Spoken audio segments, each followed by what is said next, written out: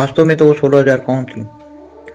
वो G2 से आई हुई और G1 से आई हुई परम महाशक्तियां थी। वो उनको काम के लिए भेजा गया था। वो हमारे यूनिवर्स के तीसरे कला में 5 करोड़ परम महाशक्तियों का एक ग्रुप है, उसमें से 5 लाख परम महाशक्तियां हमारे गैलेक्सी में होकर हमारे ब्रह्मांड में आई थी।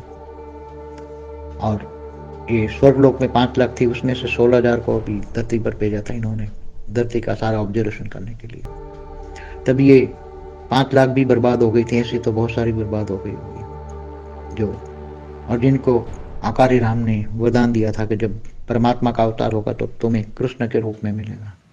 तो कृष्ण में तो 16,000 ही मिले उनको, बाकी की तो बहुत सारी हैं जो जिनको वरदान मिला है, वो तो बहुत सारी थी तीनों लोक में, भूलोक भूगोलोक स्वर्गलोक। तो इनको परमात्मा पति के रूप में मिलना चाहिए।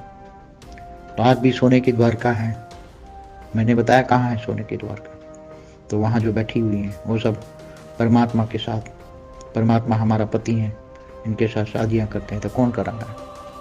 ये अति सूक्ष्म बातें, समझने की बातें हैं, कोई ये साधारण बातें नहीं है, कोई नई बातें आपको शास्त्रों में मिलेगी, परम ज्ञान में लिखा गया किताबों में। वो बात मैं बताता हूँ, अति सूक्ष्म बातें होती हैं, अति गुह्य बातें होती हैं।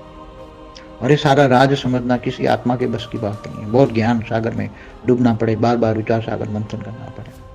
तो आज वो सोने की द्वारका जो पहले 5,000 साल पहले थी, वो यह सोने की द्वारका है। उसमें और भी बहुत सारी ढेर की ढेर वही आत्मा है जो रावण ने बर्बाद की थी। उनको वरदान मिला था आकारी राम के द्वारा कि तुम्हें परमात्मा पति के रूप में मिलेगा।